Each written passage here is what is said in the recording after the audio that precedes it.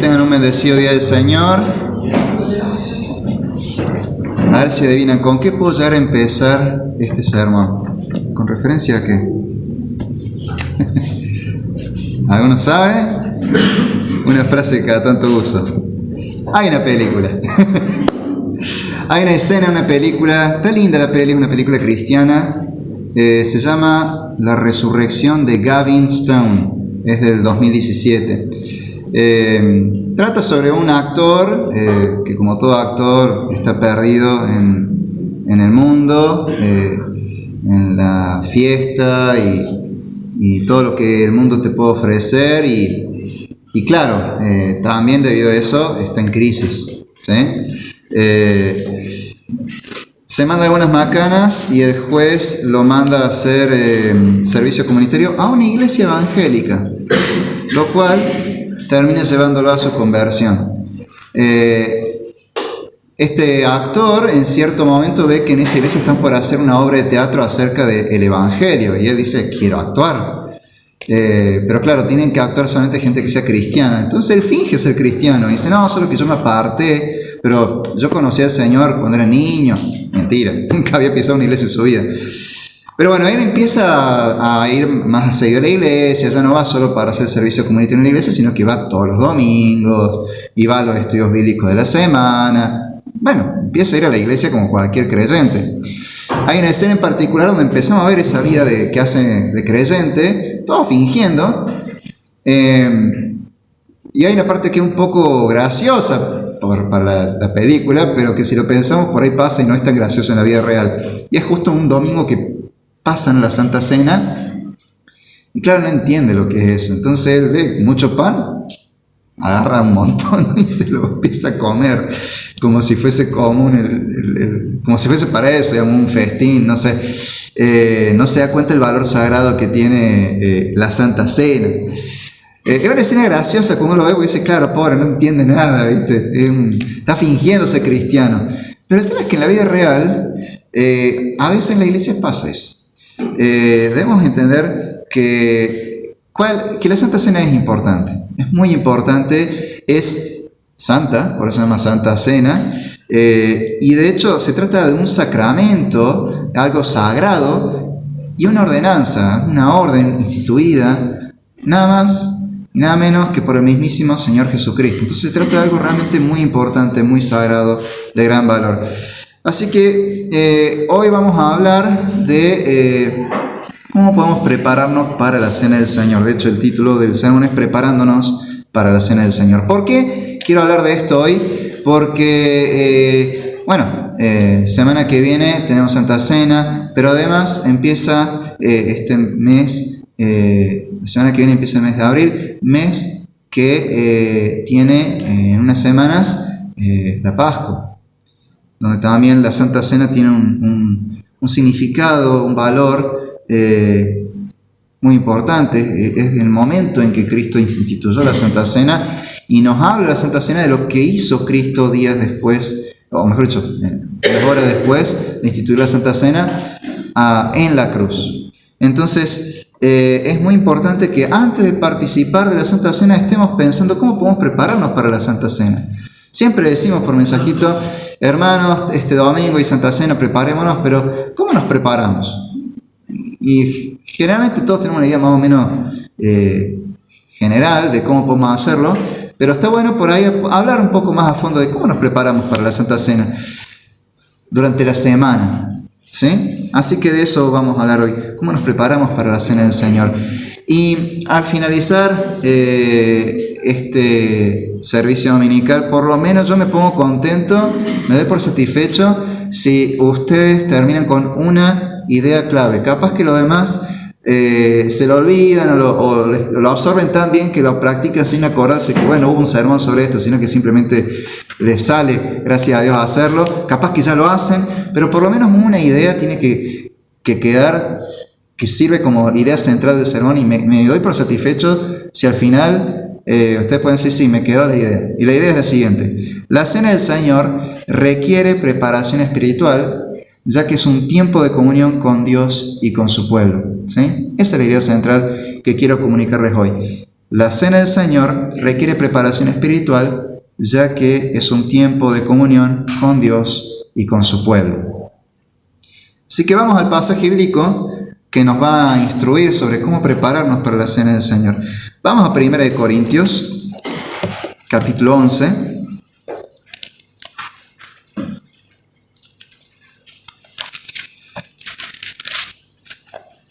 1 Corintios capítulo 11, vamos a leer de los versículos 23 al 32. 1 Corintios 11, versículos 23 al 32. Dice así la palabra de Dios. Porque yo recibí del Señor lo que también os he enseñado, que el Señor Jesús, la noche que fue entregado, tomó pan, y habiendo dado gracias, lo partió y dijo: Tomad, comed, esto es mi cuerpo que por vosotros es partido. Haced esto en memoria de mí.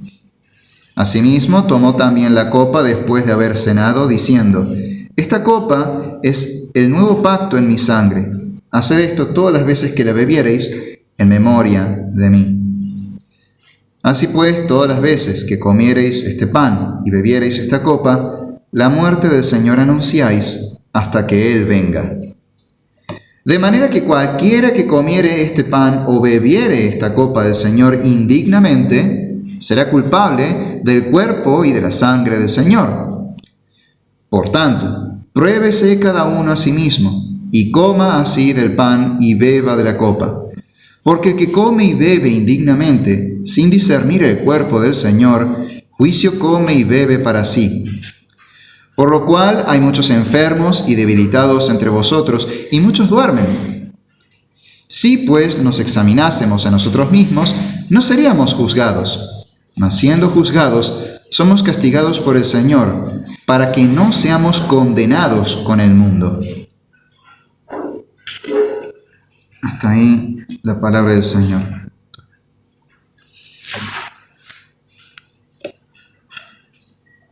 Este sermón vamos a analizar 3 puntos que hay en este pasaje. El primer punto va de los versículos 23 al 26 y trata de lo que significa la Santa Cena. Es recordando y celebrando el sacrificio vicario de Cristo. Recordando y celebrando el sacrificio vicario de Cristo. Luego en los versículos 27 al 29, el segundo punto es examinándonos a nosotros mismos. Y el tercer punto, versículos 31 al 32, entendiendo la disciplina del Señor. Veamos entonces el primer punto, recordando y celebrando el sacrificio vicario de Cristo. Aquí el apóstol Pablo nos dice en qué consiste la Santa Cena. Y él mismo dice: yo recibí del Señor lo que también les he enseñado. Es decir, no es un invento de él, es algo que el Señor le instruyó. Y lo que nos cuenta es lo mismo que nos cuentan los demás evangelios. Es la institución de la Santa Cena. Ahora bien, la Santa Cena en sí era parte de otra celebración, que es la Pascua. Cuando Cristo la instituyó durante una celebración de la Pascua judía. La Pascua judía tiene ciertas características. Si uno va al Éxodo, por ejemplo, uno ve que hay el Señor cuando lo instituye, cuando le ordena al pueblo de Israel celebrar la festividad de la Pascua, les dice, bueno, celebrarán la Pascua con la carne del cordero, con hierbas amargas y con pan sin levadura, pan sin leudar. Esa celebración, serían esos los elementos básicos de la celebración de la Pascua. Si uno ve cómo fue desarrollándose la festividad y cómo la celebraba el pueblo judío ya en ese entonces y cómo la celebra hasta el día de hoy, que es más o menos la misma manera, uno ve que tiene además un protagonismo la copa de vino. De hecho, son 4 copas, cada uno con un significado. Y lo que Cristo hizo al momento de celebrar esa Pascua con los discípulos fue explicarles a sus discípulos lo que significaba la Pascua. Básicamente le está diciendo: muchachos, durante miles de años el pueblo estuvo celebrando esto que anunciaba lo que estoy por hacer en breve en la cruz. Por un lado les recuerda que Dios los sacó de la esclavitud de Egipto, los hizo libres y los trajo a la tierra prometida, pero también eso habla de una redención, de una liberación que es mucho mayor. Dios lo va a liberar ahora no del faraón, sino de un poder mucho más opresivo, que es el pecado. Y lo va a hacer a través del Cristo que va a dar su vida por ustedes en la cruz.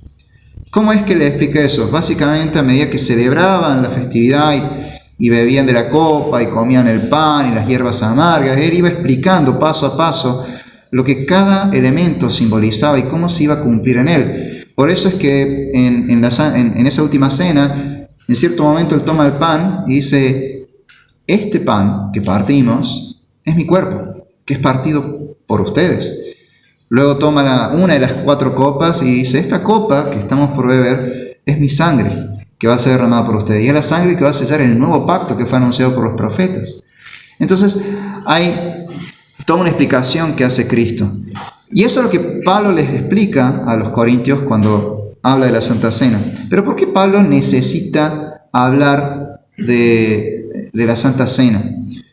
Resulta que en la iglesia en Corinto estaban teniendo lugar algunos abusos. Un gran problema de la iglesia de Corinto eran las divisiones. El ego y las divisiones. Y eso es un tema recurrente a lo largo de toda la epístola a los Corintios. Arranca la epístola diciendo: he escuchado que hay división entre ustedes. Uno dice: yo soy de Pablo, yo soy de Apolo, otro: yo soy de Pedro, otro dice: no, yo soy de Cristo. Están divididos, como que algo no han entendido, y empieza a explicarles. Y más de una vez, cada una de las problemáticas que el apóstol va abordando en la epístola a los Corintios tiene que ver con problemas que en realidad son fruto de las divisiones. Si no estuviesen divididos, no tendrían esos problemas. Y es así que en un momento se ve que hubo preguntas que le habían hecho sobre el tema de la Santa Cena, y él le escribe esta carta respondiendo a esas preguntas, y llega a ese punto donde dice, si vamos unos versículos antes, ahí mismo en 1 Corintios 11, pero en los versículos 20 al 22, dice: cuando pues os reunís vosotros, esto no es comer la cena del Señor, porque al comer cada uno se adelanta a tomar su propia cena, y uno tiene hambre y otro se embriaga. ¿Pues qué? ¿No tenéis casas en que comáis y bebáis? ¿O menospreciáis la iglesia de Dios y avergonzáis a los que no tienen nada? ¿Qué os diré? ¿Os alabaré? En esto no os alabo. Hay un reproche, porque la iglesia estaba actuando indebidamente, y en su división los llevó a incluso profanar la Santa Cena, al punto de que había gente que se emborrachaba en la Santa Cena. Algo descabellado. Pero había gente que lo hacía. Gente que pecaba de glotonería, gente que pecaba de borrachera, y a su vez humillaban a otros que llegaban y no podían participar de la Santa Cena porque los otros ya se habían comido todo. Era un desastre. Y eso ocasionaba problemas. En lugar de ser un momento de comunión, pasaba todo lo opuesto. No había comunión porque estaban divididos. Entonces, Pablo tiene que plantear este problema, cuestionarlo, reprenderlos y corregirlos y enseñarles lo que significa la Santa Cena para que vean que se trata de algo sagrado.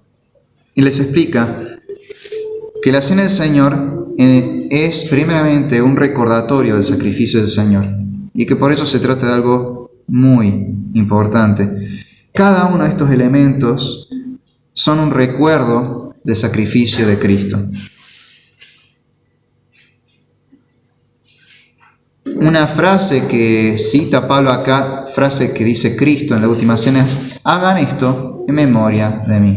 Tanto al comer del pan como al beber de la copa, se hace eso en memoria de Cristo. ¿Qué quiere decir eso? Que lo hacemos en recuerdo de su sacrificio. Es un memorial. No es que estemos sacrificando a Cristo, sino que simplemente estamos recordando el sacrificio que Él ya realizó, como dice Hebreos, una vez y para siempre. Un solo sacrificio por los pecados de toda la humanidad, Su sacrificio expía nuestros pecados presentes, pasados, futuros. Un solo sacrificio perfecto, suficiente.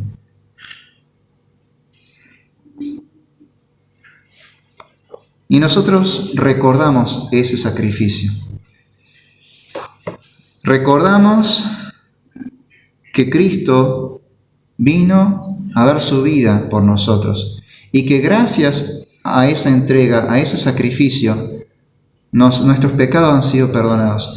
Y nosotros, al habernos arrepentido de nuestros pecados y al haber creído en Jesucristo, hemos sido salvados, hemos sido perdonados, hemos sido hechos hijos de Dios y por ende podemos tener parte en esta Santa Cena.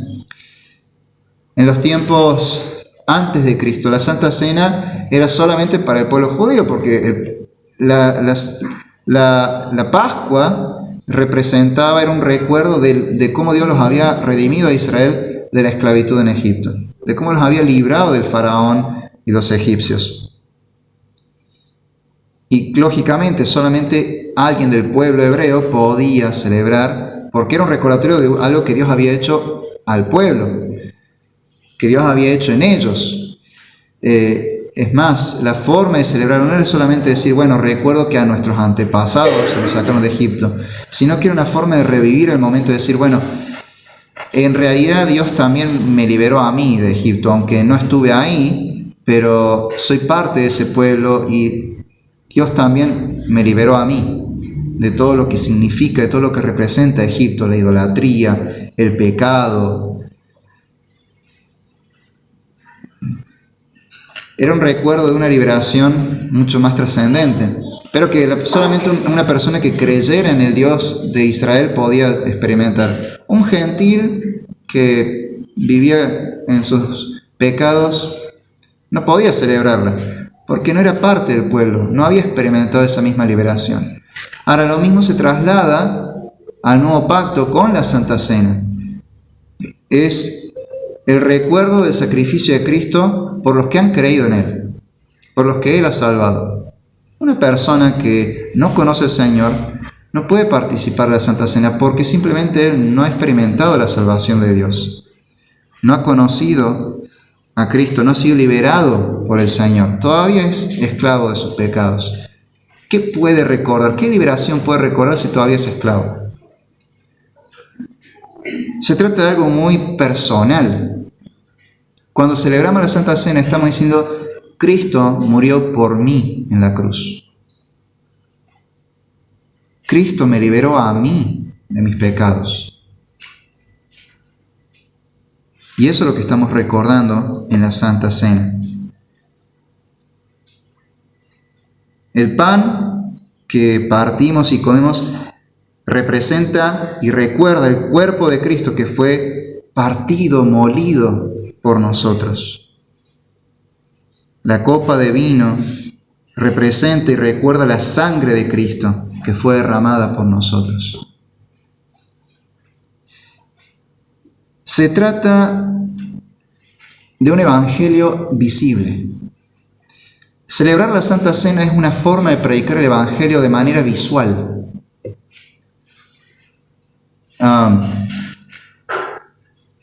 Hoy quizás usamos muchas maneras de representar o explicar visualmente el evangelio. Hay un método que por ahí seguramente conocen de dibujar dos colinas, un precipicio, un abismo que los separa y gente que quiere pasar al otro lado y no puede, pero de pronto está la cruz de Cristo y pueden cruzar al otro lado y estar ante la presencia de Dios. Es una manera visual. Otros usan colores, por ejemplo una pulsera de colores. Bueno, el rojo representa la sangre de Cristo, el negro representa mis pecados, y así cada color tiene un significado y se usa el evangelio de esa manera visual para predicar. Con los niños sobre todo se usan elementos visuales para predicar el evangelio. Bueno, Dios nos dio una forma visual de predicar el evangelio y es la Santa Cena. Los que no conocen al Señor pero están en la iglesia y ven cuando los creyentes celebran la Santa Cena, ellos no pueden participar porque no han nacido de nuevo, pero están viendo y ven el evangelio de forma visual y escuchan las palabras del Evangelio, las palabras de Cristo: esto es mi cuerpo molido por ustedes, esta es mi sangre derramada por ustedes. Los elementos de la Santa Cena nos hablan del Evangelio, nos predican el Evangelio. Ahora, no solamente predica el Evangelio al que lo ve, también nos predica el Evangelio a los que participamos de ella. Porque aunque nosotros ya hemos creído y ya hemos sido salvados, estamos recordando ese sacrificio que nos da la vida. Estamos recordando algo que para nosotros es de gran valor. Por eso es que no solamente un recuerdo, también es una celebración, porque recordamos el sacrificio de Cristo, pero también celebramos ese sacrificio. En cierto modo, recordarlo tiene que ver con el luto. Hacemos memoria de Cristo, hacemos memoria de alguien que murió por nosotros. Pero a la vez es una celebración, una festividad, porque se trata de alguien que dio su vida voluntariamente para darnos la vida a nosotros. Y además sabemos que no terminó en muerte, sino que además Cristo resucitó y está vivo y está en los cielos sentado a la diestra de Dios Padre Todopoderoso, y Él intercede por nosotros y reina en el mundo. Y por eso celebramos. Por eso la Santa Cena es una celebración, es un memorial. En cierta manera hay un elemento de luto. Recordamos una muerte, un sacrificio, pero es una celebración porque estamos festejando que gracias a esa muerte, que no terminó ahí, sino que hubo una resurrección, gracias a ese sacrificio tenemos vida. Como Cristo dijo: porque yo vivo, ustedes también vivirán.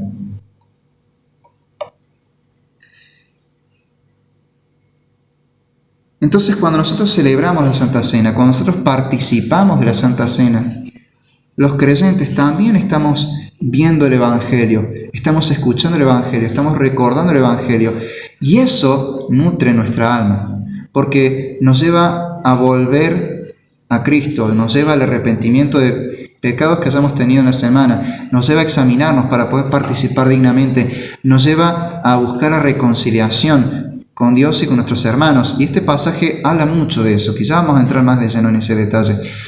Recordar el Evangelio de pronto nos lleva también a aliento para los momentos de prueba.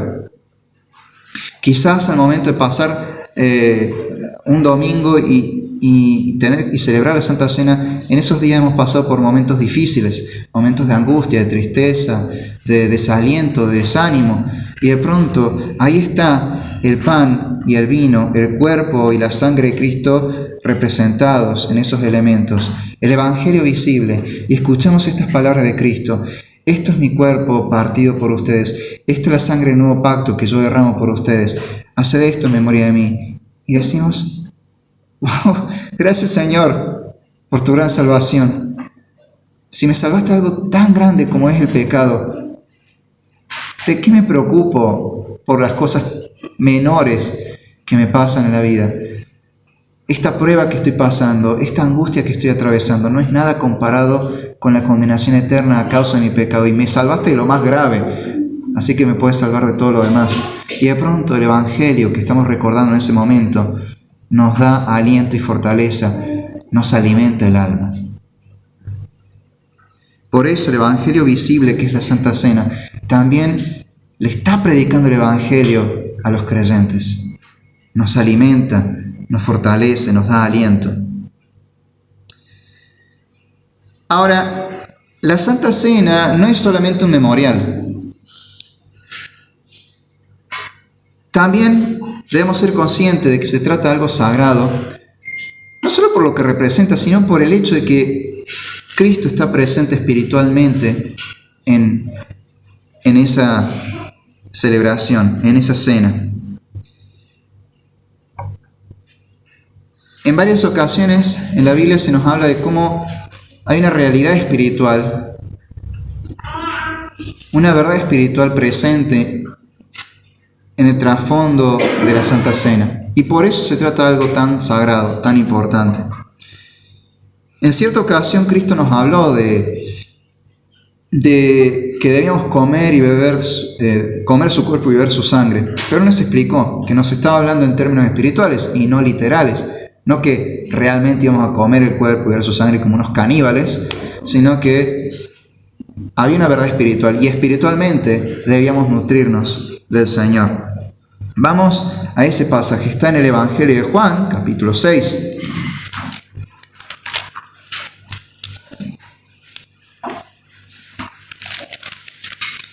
La verdad que todo el capítulo 6 es maravilloso y los invito después a que lo lean tranquilos en sus casas. Pero vamos a leer solamente una porción. Juan capítulo 6, versículos 47 al 58. Dice así: de cierto os digo, el que cree en mí tiene vida eterna. Yo soy el pan de vida. Vuestros padres comieron el maná en el desierto y murieron. Este es el pan que desciende del cielo, para que el que de él come no muera. Yo soy el pan vivo que descendió del cielo. Si alguno comiere de este pan y vivirá para siempre. Y el pan que yo daré es mi carne, la cual yo daré por la vida del mundo. Entonces los judíos contendían entre sí diciendo: ¿cómo puede éste darnos a comer su carne? Jesús les dijo: de cierto os digo, si no coméis la carne del Hijo del Hombre y bebéis su sangre, no tenéis vida en vosotros. El que come mi carne y bebe mi sangre tiene vida eterna, y yo le resucitaré en el día postrero, porque mi carne es verdadera comida y mi sangre es verdadera bebida. El que come mi carne y bebe mi sangre, en mí permanece y yo en él. Como me envió el Padre viviente y yo vivo por el Padre, asimismo, el que me come, él también vivirá por mí. Este es el pan que descendió del cielo, no como vuestros padres comieron el maná y murieron. El que come de este pan vivirá eternamente. Palabras muy fuertes, y sí, yo entiendo por qué la gente que lo escuchó dijo, che, esto suena a canibalismo, está loco, lo que es blasfemia esto, ¿qué está pidiendo? Es aberrante. Suena a eso, pero hay que prestar atención a las palabras que usa, porque él dice: el que come de este pan tendrá la vida eterna, y mi carne es ese pan. Es decir, que comer su carne es lo que nos da la vida eterna. Pero unos versículos antes, al principio, dice: el que cree en mí tiene vida eterna. Entonces, ¿cómo es? ¿Cómo es que tenemos vida eterna? ¿Creyendo en él o comiendo su cuerpo como caníbales? Bueno, más adelante, en el versículo 63, dice: el Espíritu es el que da vida. La carne para nada aprovecha. Las palabras que yo os he hablado son espíritu y son vida. Está diciéndoles, tienen que entenderlo espiritualmente. Deben comer mi carne, beber mi sangre, pero no literalmente, espiritualmente. ¿Cómo? Creyendo en mí. Por eso es muy importante que participemos en la Santa Cena con fe, creyendo en el Señor. Por eso uno creyente no puede participar de la Cena del Señor. Simplemente porque como no cree, no tiene vida eterna. No tiene sentido que participe de algo que está íntimamente relacionado con la vida eterna. ¿Cómo va a celebrar la libertad si todavía no ha sido liberado? ¿Cómo va a celebrar la vida si todavía está muerto? Debe creer para tener vida eterna y para participar de la Santa Cena. Ahora acá Cristo dice, hay que comer su carne y beber su sangre, pero espiritualmente. Hay un sentido espiritual. En 1 Corintios también se toma un poco esta idea. Unos versículos antes de la porción que hemos leído hoy, en 1 Corintios 10, versículo 16, dice: la copa de bendición que bendecimos, ¿no es la comunión de la sangre de Cristo? El pan que partimos, ¿no es la comunión del cuerpo de Cristo? Es decir, el pan y la copa, participar de ellas, es tener comunión con el cuerpo y la sangre de Cristo. O sea que espiritualmente Cristo está presente. Ahora eso no quiere decir que estamos comiéndonos al Señor, literalmente, sino que espiritualmente Él está presente. El pan sigue siendo pan, el vino sigue siendo vino, eso no va a cambiar. El pan es pan, el vino es vino, o como dice el dicho popular, al pan pan y al vino vino, no la propaganda de la marca de vino. Al pan pan y al vino vino, el pan es pan, el vino sigue siendo vino, no se transforma. Literalmente solo es pan y vino, pero es sagrado porque el Señor está allí presente en el Espíritu. Espiritualmente está Cristo presente y nos nutre.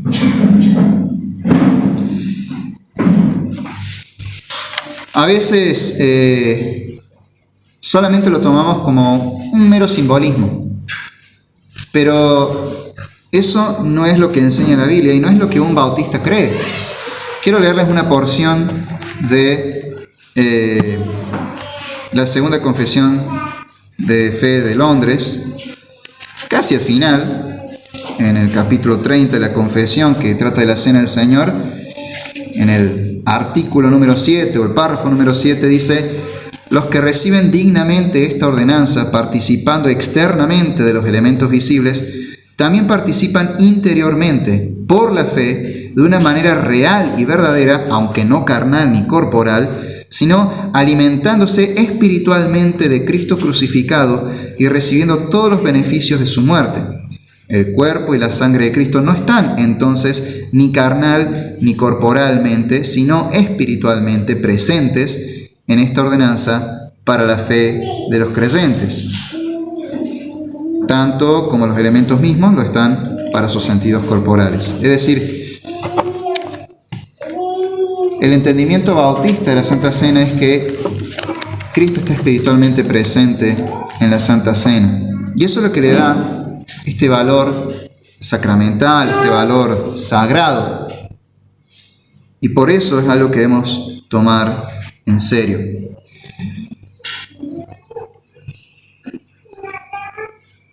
Ahora, como venía diciendo, este evangelio visible que es la Santa Cena tiene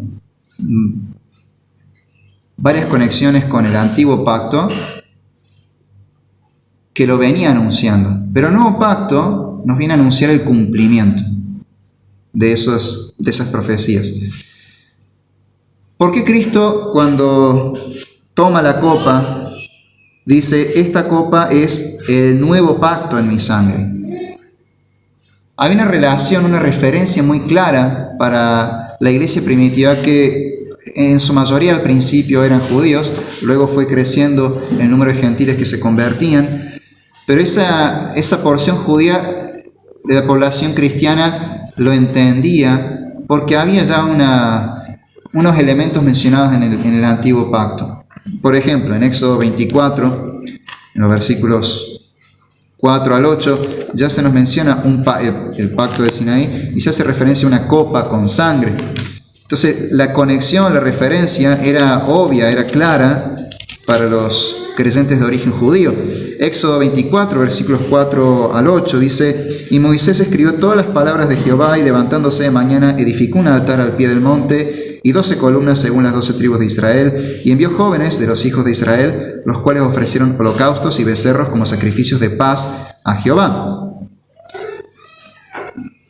Y Moisés tomó la mitad de la sangre y la puso en tazones, y esparció la otra mitad de la sangre sobre el altar. Y tomó el libro del pacto y lo leyó a oídos del pueblo, el cual dijo: haremos todas las cosas que Jehová ha dicho, y obedeceremos. Entonces Moisés tomó la sangre y roció sobre el pueblo y dijo: he aquí la sangre del pacto que Jehová ha hecho con vosotros sobre todas estas cosas. El primer pacto hecho con el pueblo de Israel, el pacto de Sinaí, fue un pacto sellado con sangre. Ahora, lo interesante es que es una sangre que provino de una serie de sacrificios conocidos como sacrificios de paz. Esos sacrificios de paz eran unos sacrificios sumamente abundantes, había comida para todos. A los que les gusta mucho el asado, hubieran disfrutado mucho en esos tiempos de los sacrificios de paz, porque eran verdaderos banquetes con mucha carne, mucho pan, realmente mucha comida. Y era un sacrificio que se hacía para agradecer a Dios por haberlos salvado de la muerte. Qué interesante la conexión que hace Pablo en Cristo mismo al decir: esta copa es la sangre del nuevo pacto que yo derramo por ustedes. Lo que nos está diciendo, esta Santa Cena también es una ofrenda de acción de gracias. Como los sacrificios de paz eran ofrendas de acción de gracias. La Santa Cena es una Eucaristía, una acción de gracias. Le agradecemos a Dios porque Él nos ha salvado de la muerte eterna. El profeta Jeremías ya anunciaba este nuevo pacto. Vamos rapidito a Jeremías 31.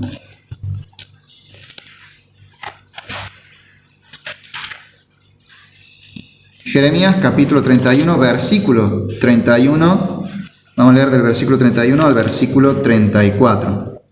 Jeremías capítulo 31, versículos 31 al 34. Dice así: He aquí que vienen días, dice Jehová, en los cuales haré nuevo pacto con la casa de Israel y con la casa de Judá. No como el pacto que hice con sus padres el día que tomé su mano para sacarlos de la tierra de Egipto, porque ellos invalidaron mi pacto, aunque yo fui un marido para ellos, dice Jehová. Pero este es el pacto que haré con la casa de Israel después de aquellos días, dice Jehová. Daré mi ley en su mente y la escribiré en su corazón, y yo seré ellos por Dios, y ellos me serán por pueblo. No enseñará más ninguno a su prójimo, ni ninguno a su hermano, diciendo: conoce al Señor, porque todos me conocerán, desde el más pequeño de ellos hasta el más grande, dice Jehová. Porque perdonaré la maldad de ellos, y no me acordaré más de su pecado. Está anunciando el sacrificio de Cristo, por el cual nuestros pecados son cubiertos y perdonados, y el nuevo pacto que es sellado con la sangre de Cristo, mucho más preciosa y valiosa que la sangre de los toros y los corderos y los animales que se sacrificaban en el antiguo pacto.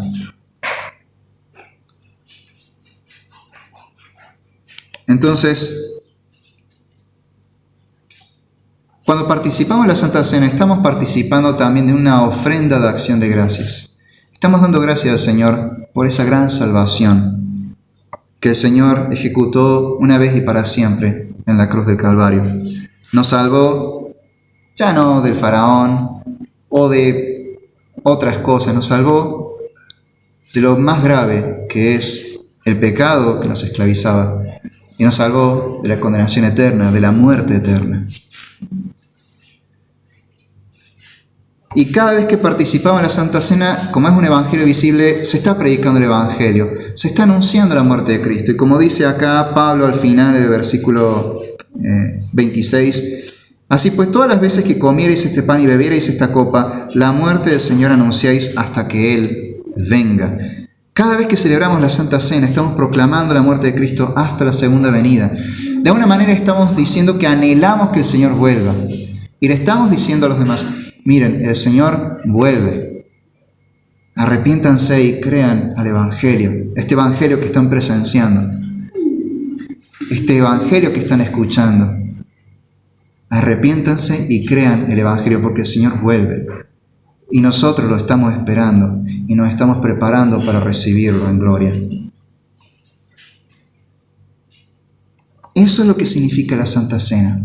Es un recuerdo del sacrificio de Cristo. Pero también estamos celebrando y dando gracias al Señor porque nos salvó. Estamos anunciando su segunda venida y estamos alimentándonos espiritualmente de Cristo que está allí presente y nos fortalece nuestra fe y nos da ánimo. Entonces, primera aplicación: participemos con gratitud y reverencia de la Santa Cena, reconociendo el valor sagrado, el valor supremo que tiene el sacrificio de Cristo en la cruz del Calvario. Tomemos la Santa Cena con reverencia y con acción de gracias. Siguiente punto, versículos 27 al 29. Examinémonos a nosotros mismos. Si la Santa Cena es tan valiosa, se trata de algo sagrado, entonces examinémonos antes de participar de ella. Cuando participamos en la Santa Cena estamos en presencia de Cristo. La presencia espiritual del Señor de Cristo está allí y estamos ante Él. Debemos entonces prepararnos para presentarnos ante Él. Examinémonos a nosotros mismos. Versículos 27 al 29. De manera que cualquiera que comiere este pan o bebiere esta copa del Señor indignamente será culpado del cuerpo y la sangre del Señor. Por tanto, pruébese cada uno a sí mismo, y coma así del pan y beba de la copa, porque el que come y bebe indignamente, sin discernir el cuerpo del Señor, juicio come y bebe para sí. Participar sin temor reverente o sin entender todo lo que implica la Santa Cena es comer y beber juicio para uno mismo. Se trata de algo serio. Si solamente fuese un recuerdo simbólico y nada más, no pasaría nada si participásemos sin entender o sin valorar o sin prepararnos. Pero porque hay una presencia espiritual de Cristo en la Santa Cena, de pronto estamos participando de algo que tiene un valor real. Y por eso participar indignamente implica que en consecuencia seremos juzgados y castigados por el Señor, disciplinados por Él. Por eso acá vemos una advertencia contra participar indignamente. Hay que tomar la Santa Cena discerniendo el cuerpo y la sangre de Cristo. ¿Qué significa eso? Bueno, por un lado significa entendiendo lo que es el pan, lo que es el vino, lo que representan, todo lo que hemos hablado antes, lo que Pablo acaba de explicar al recordar las palabras de Jesús al momento de instituir la Santa Cena. Pero hay más. A lo largo de toda la epístola a los Corintios, Pablo habla del cuerpo de Cristo de una manera muy particular, con otro sentido mucho más amplio, no solamente el del cuerpo real de Cristo con el que Él caminó sobre este mundo y que ascendió a los cielos, sino que habla del cuerpo místico de Cristo, que es la iglesia, el cuerpo espiritual de Cristo, que es todo el pueblo de Dios, todos los creyentes. Y vamos a ir a algunas referencias de esto en 1 Corintios. Vamos primero a 1 Corintios capítulo 3. Allí encontramos una mención bastante explícita del cuerpo de Cristo en relación a la iglesia. 1 Corintios capítulo 3, versículos 16 y 17. ¿No sabéis que sois templo de Dios y que el Espíritu de Dios mora en vosotros? Si alguno destruyere el templo de Dios, Dios le destruirá a él, porque el templo de Dios, el cual sois vosotros, santo es. Y acá no está hablando del cuerpo físico de cada creyente como templo del Espíritu Santo, eso lo va a hacer más adelante en el capítulo 6. Pero en este capítulo 3 viene hablando de la congregación. Y de pronto dice, bueno, ustedes, refiriéndose a la congregación de la que viene hablando, son el templo de Dios. Y el Espíritu de Dios mora en ustedes, como templo, como morada de Dios. Acá se usa la referencia del templo, pero el templo también representa al pueblo. Más adelante, la relación entre la congregación y el cuerpo de Cristo, o sea, la iglesia en su totalidad, todos los creyentes como cuerpo de Cristo, es mucho más clara, más evidente, más explícita. Y eso está en 1 Corintios capítulo 12, de los versículos 21 al 27. Dice 1 Corintios 12, 21 al 27.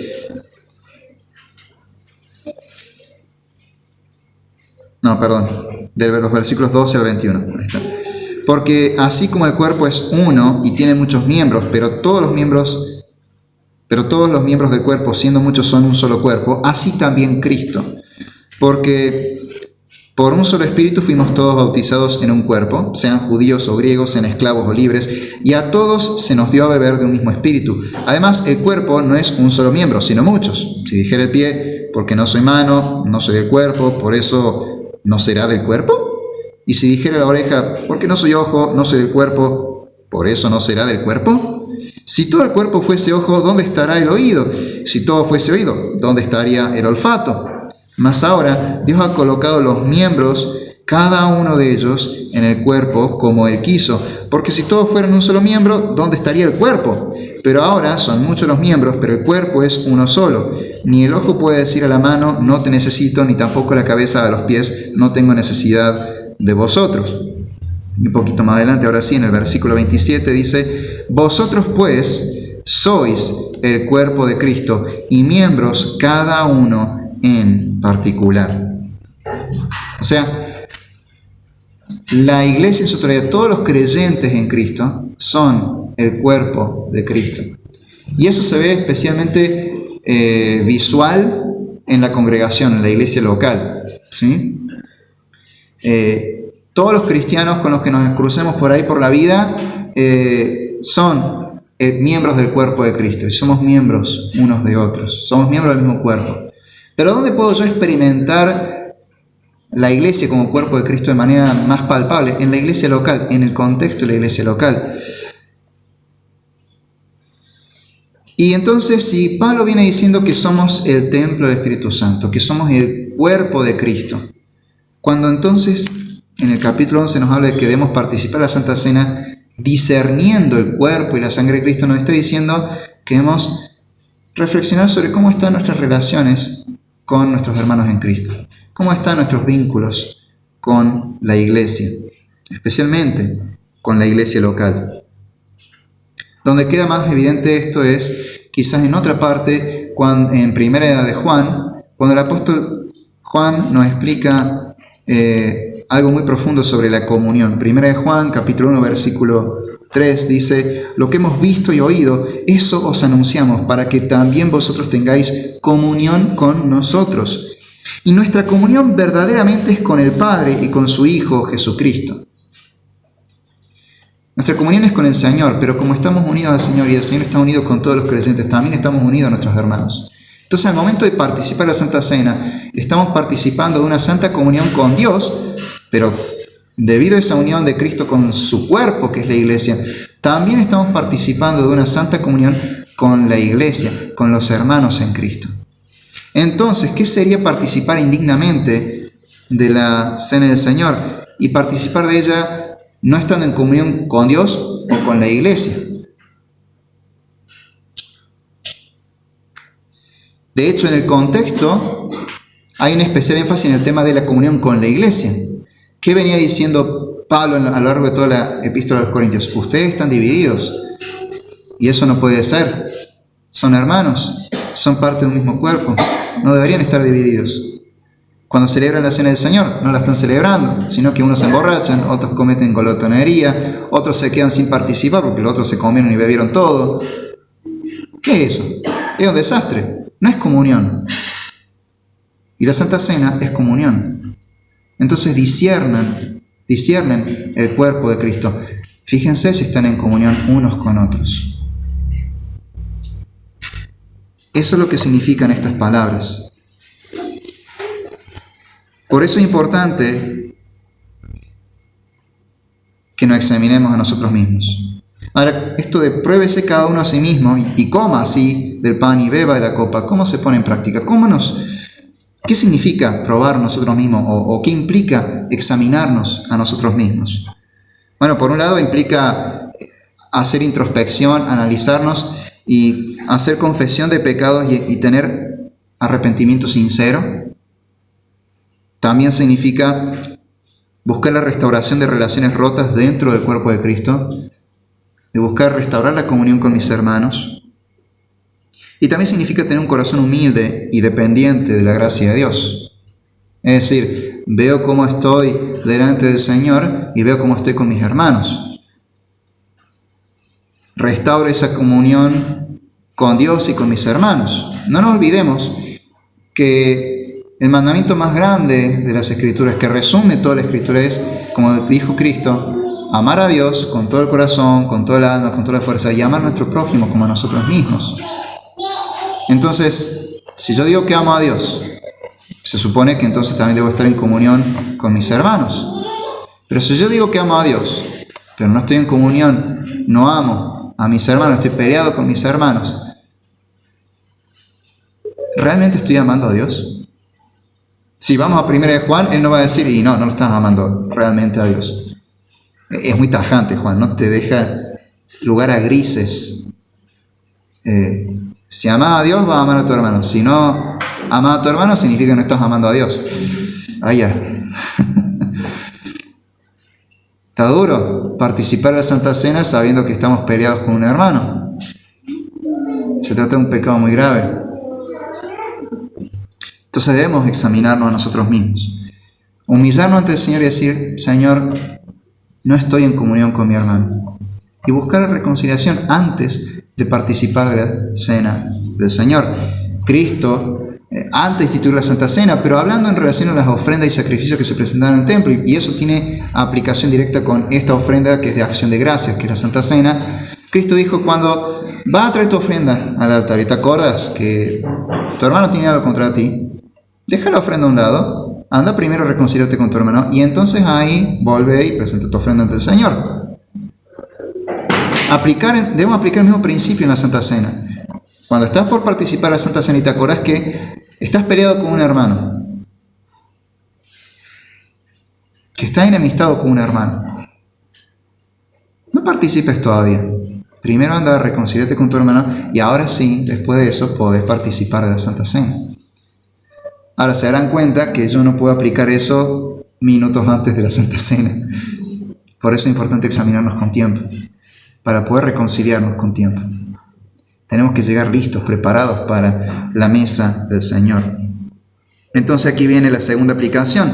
Antes de participar, debemos asegurarnos de que estamos en comunión con Dios y con los hermanos. Y ahora pasemos al tercer punto. Versículos 30 a 32. Entendiendo la disciplina del Señor. Por lo cual hay muchos enfermos y debilitados entre vosotros y muchos duermen. Si pues nos examinásemos nosotros mismos, no seríamos juzgados. Mas siendo juzgados, somos castigados por el Señor para que no seamos condenados con el mundo.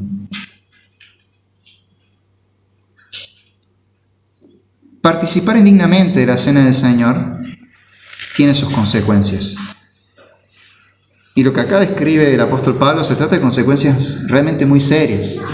Habla de gente que está enferma, gente que está muy débil. Y no hablo de, estoy cansado, no dormí bien anoche. Hablo de, estoy débil, no me puedo levantar de la cama, me siento mal, estoy enfermo.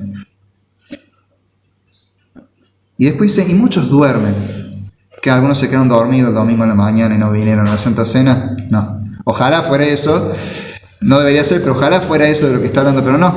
Duermen acá es un eufemismo, una manera de decir que han muerto. O sea, participaron indignamente de la cena del Señor y algunos se enfermaron, otros murieron. Fue fulminante. Y es curioso porque cuando leemos este tipo de cosas de pronto es como que decimos, che, ¿estoy en el Antiguo Testamento o en el Nuevo Testamento? Porque como que en el Antiguo Testamento es común que Dios por ahí fulmine a alguien. Tocaste el arca, te mata Dios, te morís. Blasfemaste y el Señor abre el suelo y te traga. O manda un fuego desde el santuario y te consume. Hiciste una ofrenda extraña, presentaste fuego extraño y sale el fuego de Dios y te come, te consume, te quema, te calcina. Es como que estamos acostumbrados a que vemos que si hay un pecado hay una plaga, algún castigo. Y en el Nuevo Testamento es distinto, es como, bueno, Dios es amor, Jesús murió por tus pecados. Pero hay momentos en el Nuevo Testamento donde Cristo mismo actúa como lo hacía en el Antiguo Testamento. Momento donde Cristo es bastante fulminante. Sin ir más lejos, en el libro de Hechos, cuando un matrimonio miente con respecto a una ofrenda, caen muertos, quedan tiesos. Y por ahí uno dice, che, me equivoqué, creo que estoy leyendo el Antiguo Testamento. Ah, no, el Nuevo Testamento. Dios no cambia. Dios sigue siendo igual de santo y hay que tratarlo con la misma reverencia. No cambia. ¿Entró el gato?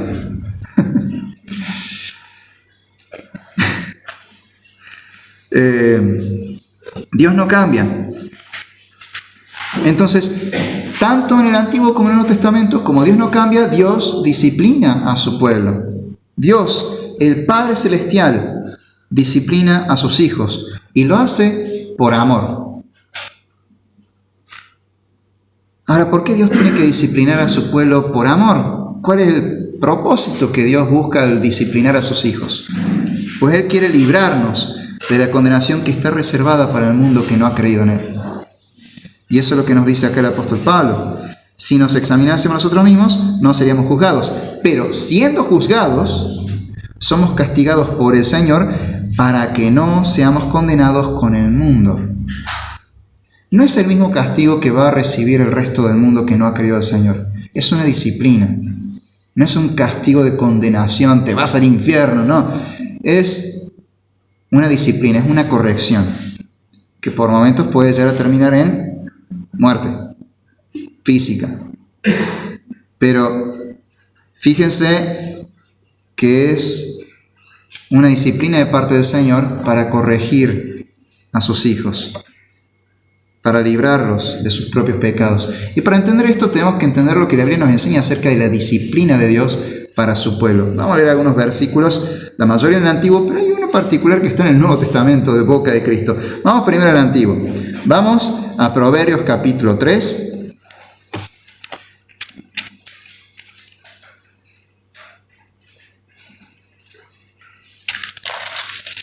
Proverbios capítulo 3, versículos 11 y 12.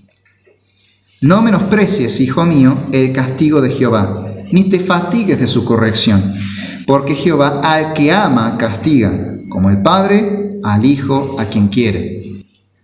Un padre va a corregir a su hijo. Si realmente lo ama, lo va a corregir, porque sabe que si lo deja que siga nomás en sus caprichos y en sus malas decisiones, le va a ir mal en la vida. Pero el padre que ama a su hijo dice, no, yo quiero que le vaya bien a mi hijo, quiero lo mejor para él, así que lo voy a corregir. Bueno, Dios, que es nuestro Padre Celestial, nos corrige porque nos ama. Entonces, cuando nos disciplina, cuando nos corrige, es por amor. Duele. Hebreos dice, ninguna disciplina al momento parece causa de gozo. Al momento sí, duele, feo que te corrijan. A nadie le gusta que le corrijan.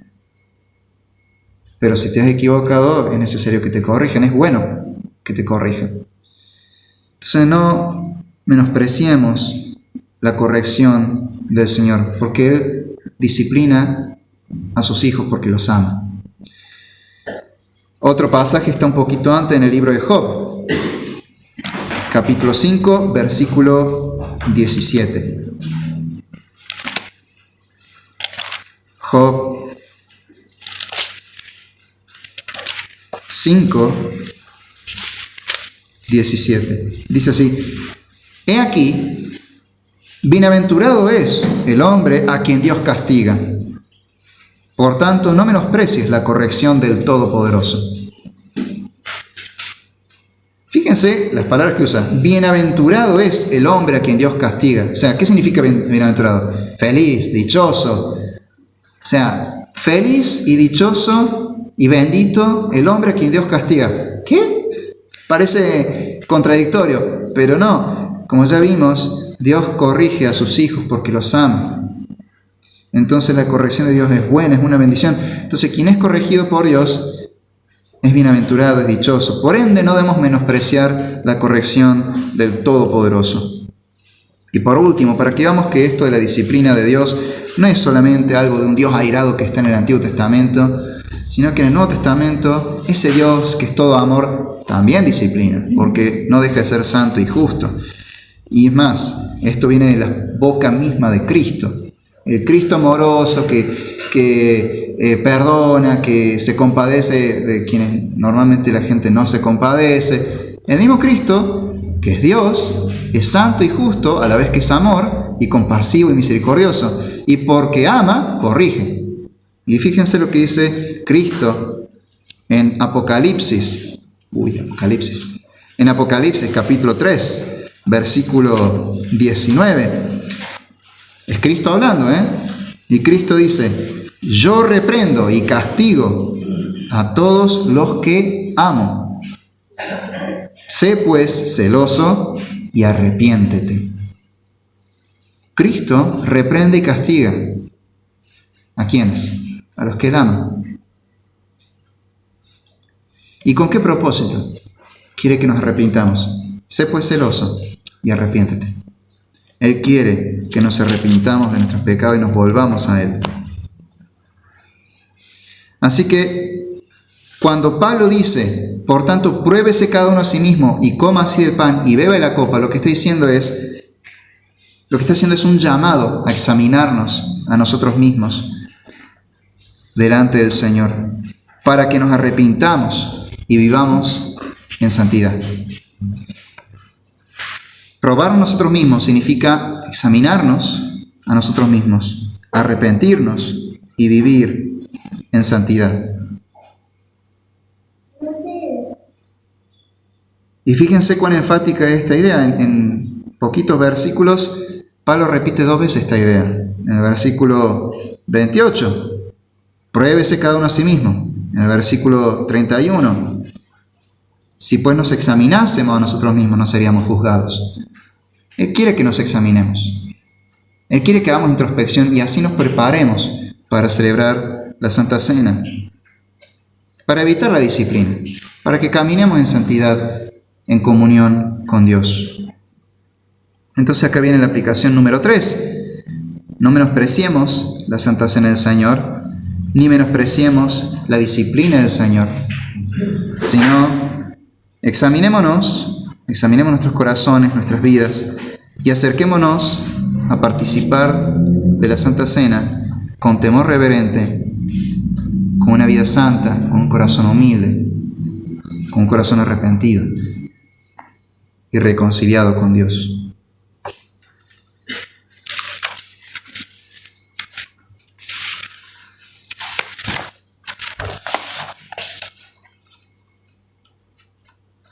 ¿Cómo nos preparamos entonces durante la semana previa a la Santa Cena?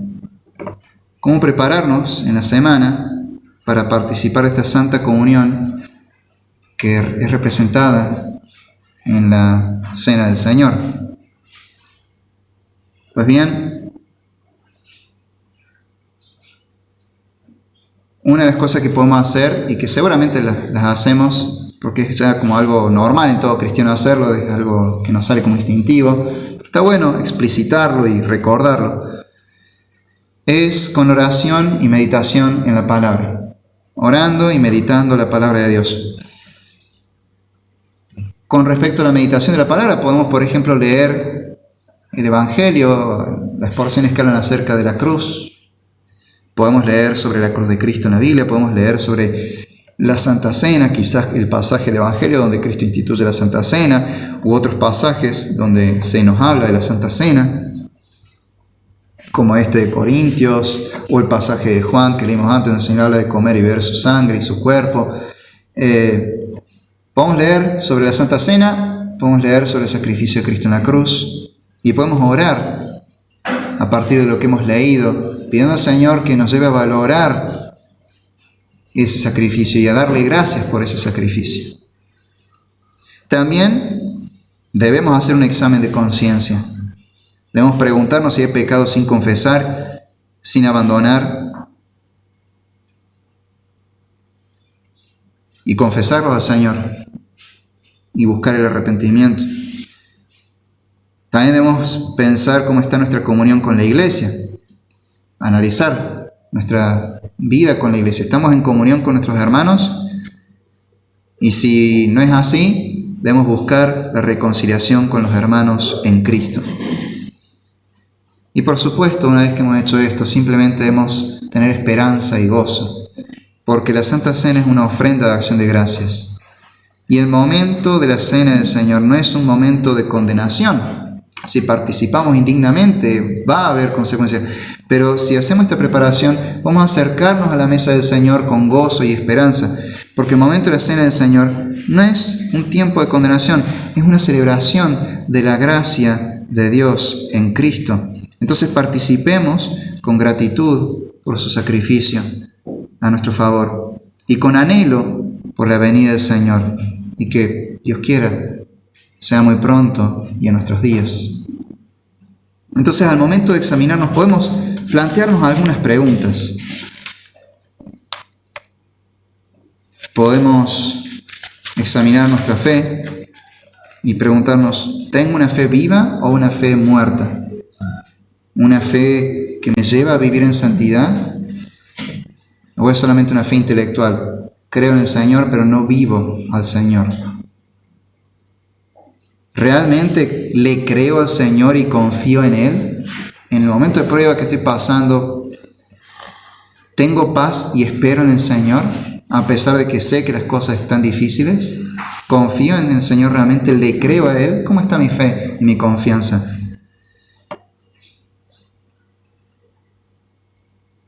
¿Tu fe te dirige a Cristo como tu única propiciación por tus pecados y el único que puede purificarte y perdonarte y santificarte? Puedes preguntarte dónde está tu confianza. Por ahí uno dice, no, yo confío en Dios, pero cuando examinamos nuestra vida, por ahí nos damos cuenta que confiamos también en otras cosas. ¿Confiamos en el Señor realmente y dependemos de Él plenamente? ¿O mi carne me lleva a poner mi esperanza también en otras cosas? Examina tu gratitud. ¿Estás agradecido al Señor por las bendiciones que tienes en Cristo? ¿Estás agradecido por la salvación y por su misericordia que se renueva cada mañana?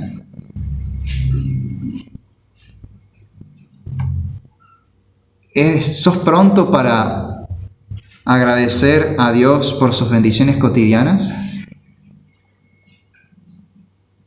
Examinad tu amor para con Dios y para con los hermanos. ¿Albergas odio o rencor o menosprecio o envidia hacia otros? ¿Expresas tu amor con actos de misericordia y bondad? ¿Con actos de amor? ¿Mostrás amor especialmente a tus hermanos en la fe?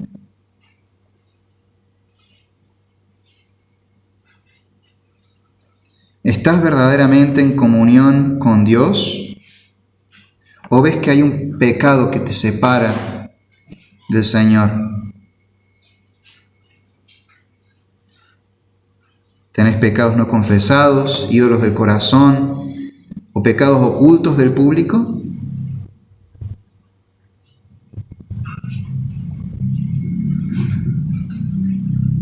¿Hay algo que nos impida comprometernos con nuestra iglesia y con la gran comisión que nos dio el Señor para alcanzar los vecindarios y las naciones con el Evangelio? Son preguntas que podemos hacernos para evaluar nuestra comunión con Dios y nuestra comunión con los hermanos. Son preguntas que nos ayudan a examinarnos a nosotros mismos, a poner en práctica esto que nos dice de probar cada uno su corazón, de examinarse a sí mismo. Son cosas que para ahí en realidad son obvias, no es ningún gran misterio. Pero a veces en los quehaceres de la vida, en la vorágine de la vida, se nos pasan por alto estas cosas. Está bueno que lo veamos con más atención y que seamos intencionales en nuestra preparación para la Santa Cena. Entonces, en resumen, recordemos el sacrificio de Cristo, examinémonos a nosotros mismos para arrepentirnos y confesarnos y preparémonos intencionalmente para participar de la Santa Cena. Tomemos en serio a la Iglesia, que es el cuerpo místico de Cristo, el cuerpo espiritual de Cristo, y procuremos siempre la reconciliación con los hermanos. Tomemos en serio también el sacramento, la ordenanza de la Santa Cena, y preparémonos concienzudamente durante la semana para participar dignamente de este medio de gracia por el cual el Señor nos nutre y nos fortalece en el Espíritu. Examínese cada uno a sí mismo y coma así del pan y beba de la copa. Oremos. Señor y Padre nuestro, gracias por el sacrificio de Cristo en la cruz. Gracias por habernos amado, haberte compadecido de nosotros y habernos buscado. Gracias por dar la vida por nosotros para que tengamos vida. Señor, ayuda a tu pueblo, a tu iglesia y a tu congregación aquí en Saldán a acercarse a la mesa del Señor con un corazón puro y reverente. Ayúdanos especialmente a examinarnos para estar en comunión contigo y con nuestros hermanos. Ayúdanos a perdonar los pecados de aquellos que nos han ofendido, en especial de los hermanos con quienes compartimos el pan y la copa cuando participamos de la Santa Cena. Señor, también te pedimos que permitas que cada vez que celebremos la Santa Cena estemos proclamando tu Evangelio, tu muerte salvadora, y no solo recordando el sacrificio de Cristo como una acción de gracias, sino también anhelando, deseando el momento en que tomemos de esa cena con Cristo en el mundo venidero, en un cielo nuevo y una tierra nueva donde mora la justicia. Que estemos anhelando la segunda venida y al participar de la Santa Cena seamos conscientes de que debemos prepararnos para esperar recibir al Señor. Te lo pedimos en el nombre de nuestro Señor Jesucristo. Amén.